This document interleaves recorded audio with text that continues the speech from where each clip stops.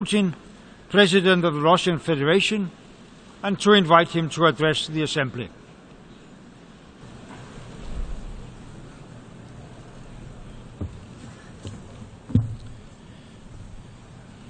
Your Excellency, Mr. President, Your Excellency, Mr. Secretary General, distinguished heads of state and government, ladies and gentlemen.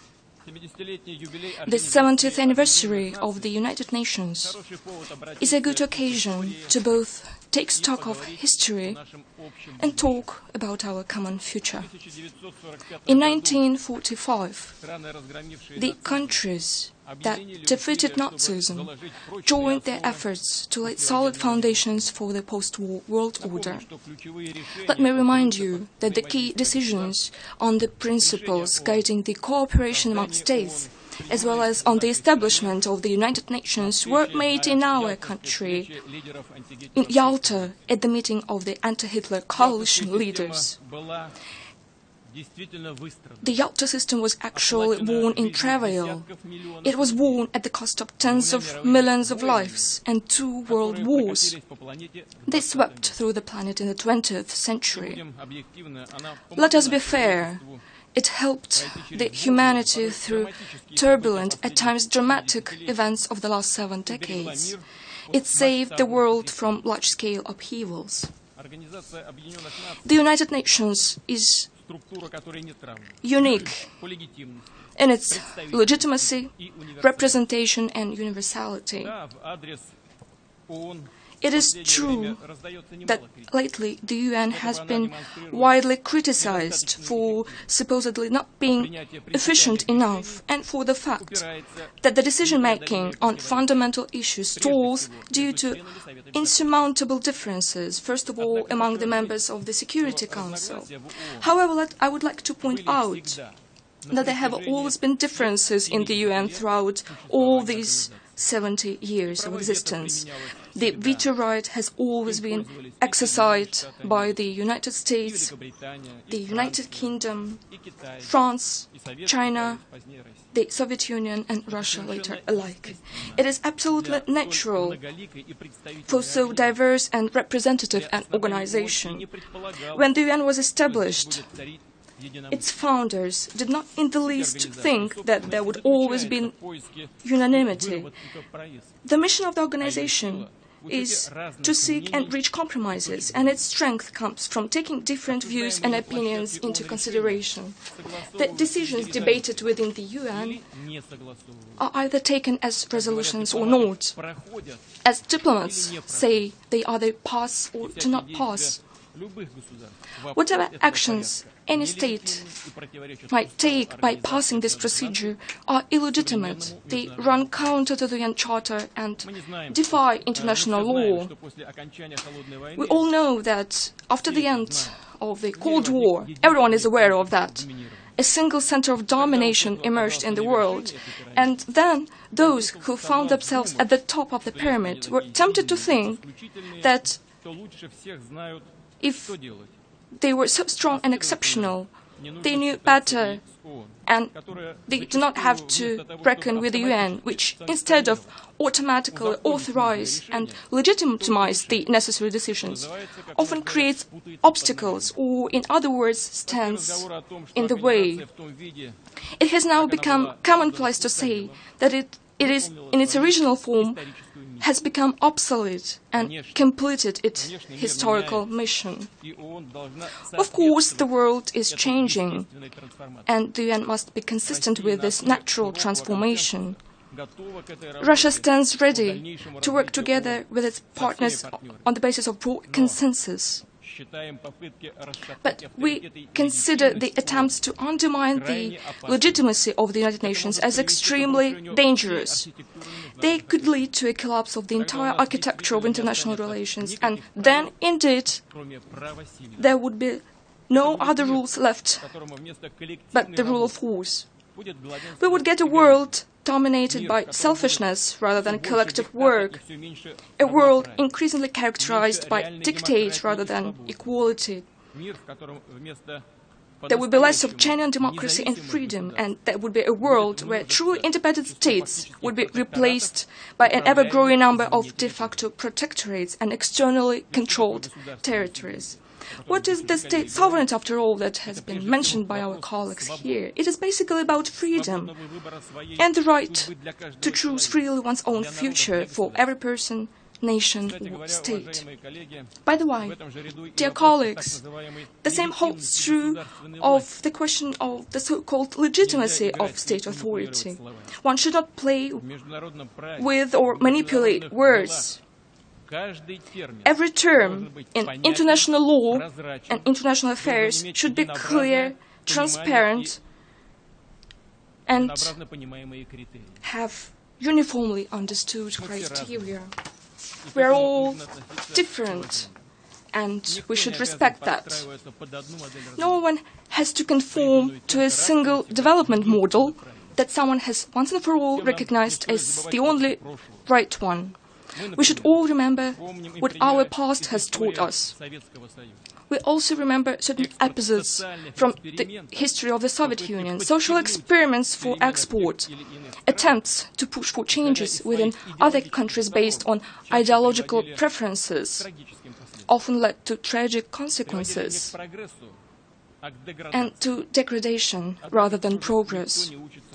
It seems, however, that far from learning from others' mistakes, everyone just keeps repeating them. And so the export of revolutions, this time of so-called democratic ones, continues. It would suffice to look at the situation in the Middle East and North Africa, as has been mentioned by my previous speaker. Certainly, political and social problems in this region have been piling up for a long time, and people there wished for changes naturally. But how did it actually turn out? Rather than bringing about reforms, an aggressive foreign interference has resulted in a brazen destruction of national institutions and the lifestyle itself. Instead of the triumph of democracy and progress, we got violence, poverty, and social disaster. And nobody cares a bit about human rights, including the right to life. I cannot help asking those who have caused this situation, do you realize now what you've done? But I'm afraid no one is going to answer that. Indeed, policies based on self-conceit and belief in one's exceptionality and impunity have never been abandoned. It is now obvious that the power vacuum created in some countries of the Middle East and North Africa led to the emergence of anarchy areas, which immediately started to be filled with extremists and terrorists.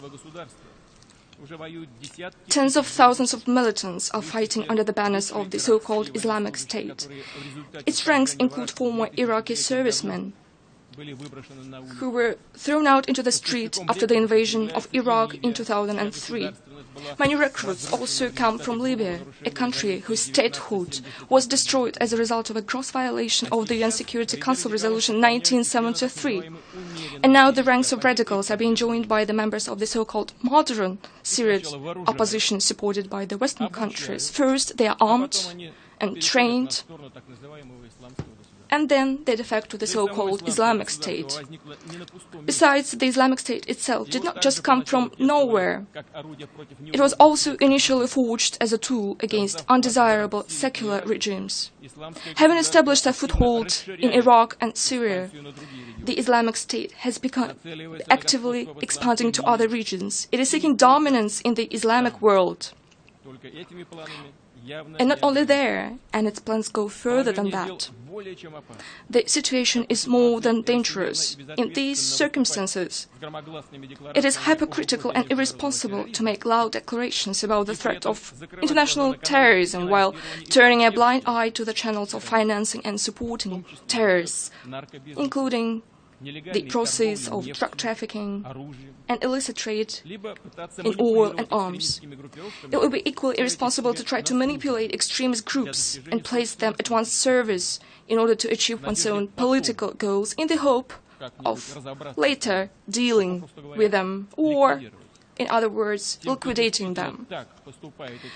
To those who do so, I would like to say, dear sirs, no doubt you're dealing with rough and cruel people, but they are no way primitive or silly. They are just as clever as you are, and you never know who is manipulating whom. And the recent data on arms transfer to this most moderate opposition is the best proof of it.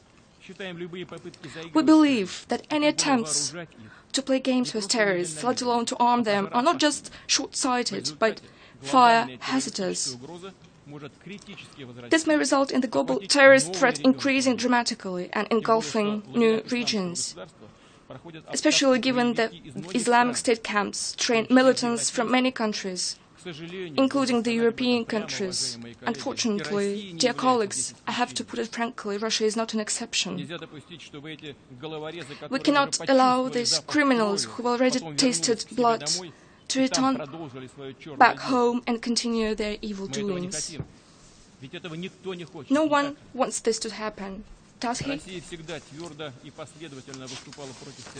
Russia has always been consistently fighting against terrorism in all its forms. Today we provide military and technical assistance both to Iraq and Syria and many other countries of the region who are fighting terrorist groups. We think it is an enormous mistake to refuse to cooperate with the Syrian government and its armed forces who are violently fighting terrorism face to face. We should finally acknowledge that no one but President Assad's armed forces and Kurds militia are truly fighting the Islamic State and other terrorist organizations in Syria. We know about all the problems and contradictions in the region, but which were based on the reality. Dear colleagues, I must note that such an honest and frank approach of Russia has been recently used as a pretext to accuse it of its growing ambitions, as if those who say it have no ambitions at all.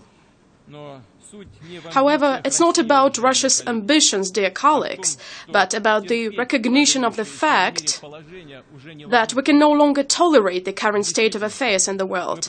What we actually propose is to be guided by common values and common interests rather than ambitions.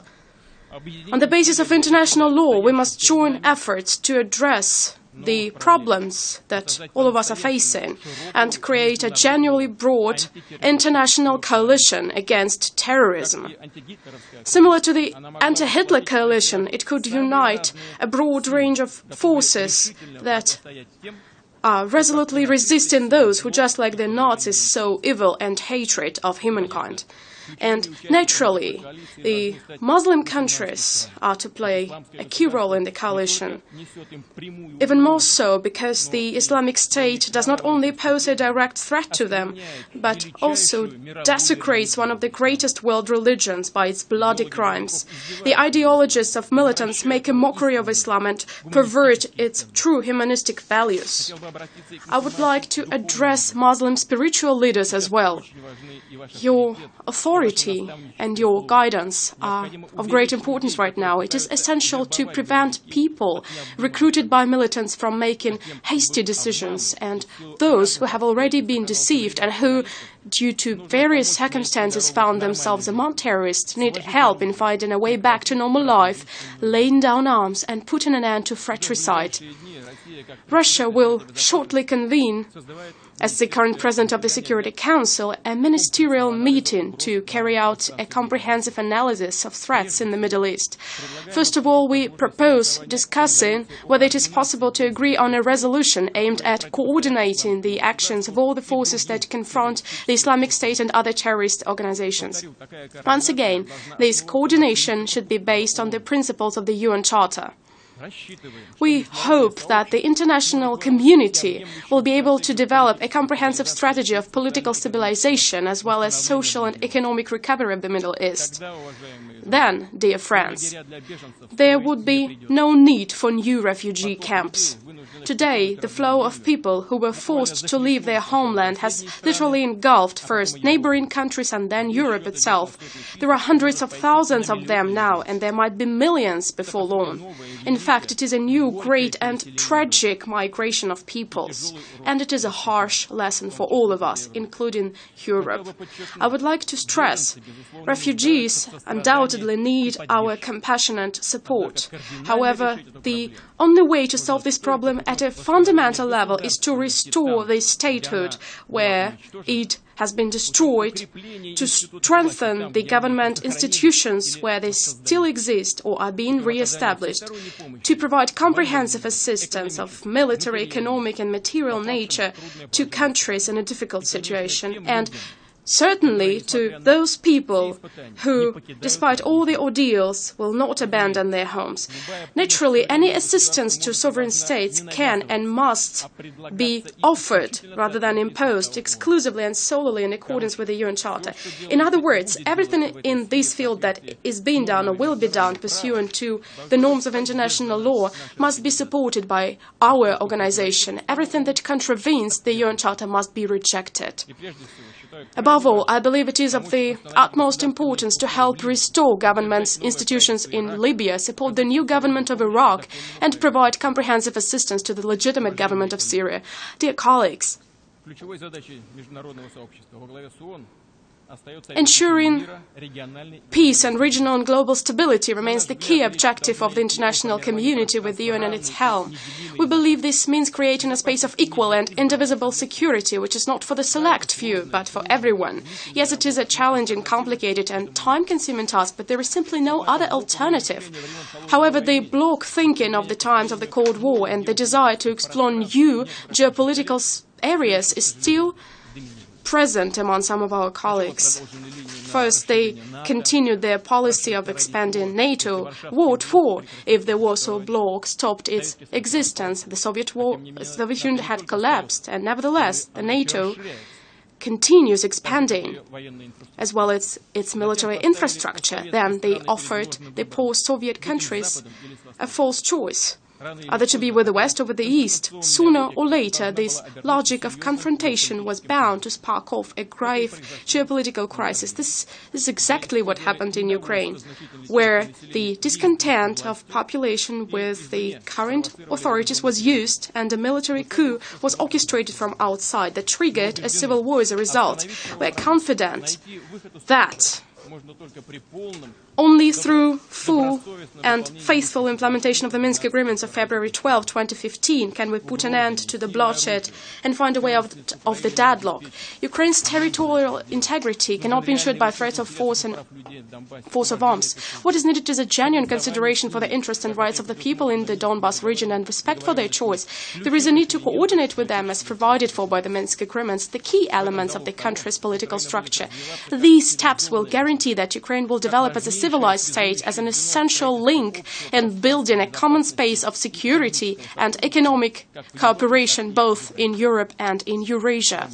Ladies and gentlemen, I have mentioned this common space of economic cooperation on purpose. Not long ago, it seemed that in the economic sphere, with its objective market laws, we would learn to live without dividing lines. We would build on transparent and jointly formulated rules, including the WTO principles stipulating the freedom of trade and investment and open competition. Nevertheless, today, unilateral sanctions circumventing the UN Charter have become almost commonplace. In addition to pursuing political objectives, these sanctions serve as a means of eliminating competitors.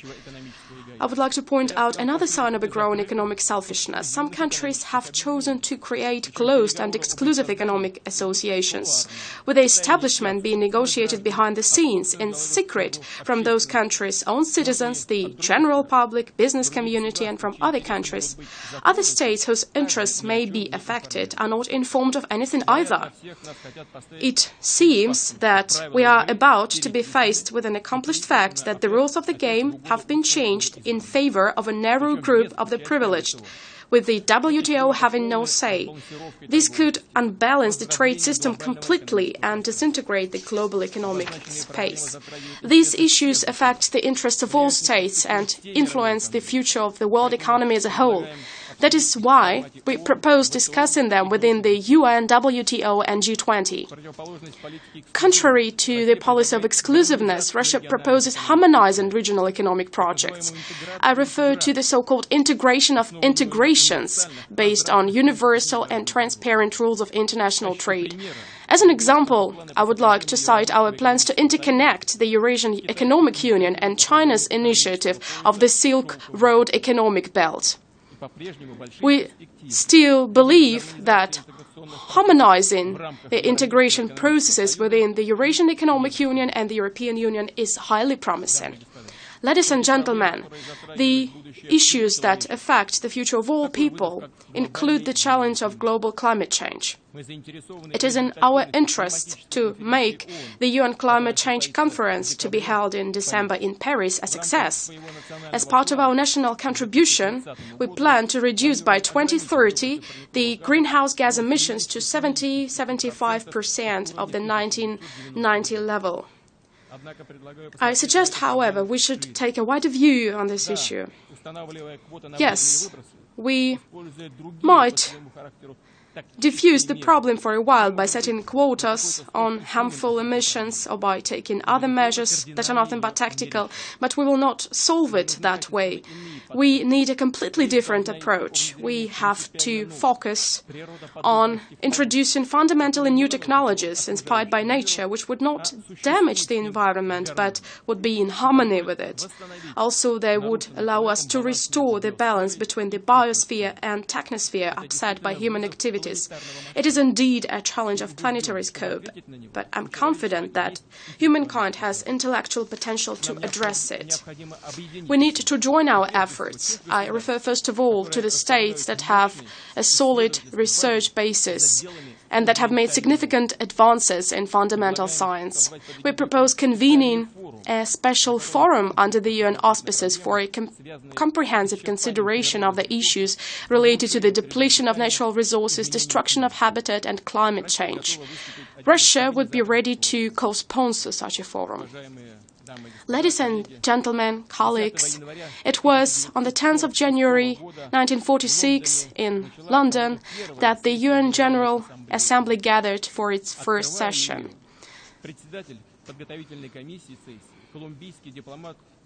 Mr. Zuleta Angel, a Colombian diplomat and the chairman of the Preparatory Commission, opened the session by giving, I believe, a concise definition of the basic principles that the UN should follow in its activities, which are free will, defiance of scheming and trickery, and spirit of cooperation. Today, his words sound as a guidance for all of us. Russia believes in the huge potential of the United Nations, which should help us avoid a new global confrontation and engage in strategic cooperation. Together with other countries, we will consistently work towards strengthening the central coordinating role of the UN. I'm confident that by working together, we will make the world stable and safe, as well as provide conditions for the development of all states and nations. Thank you.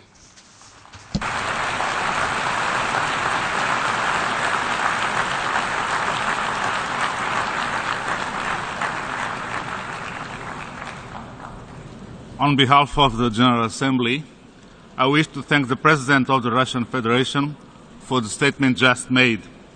May I request representatives to remain seated while we greet the President.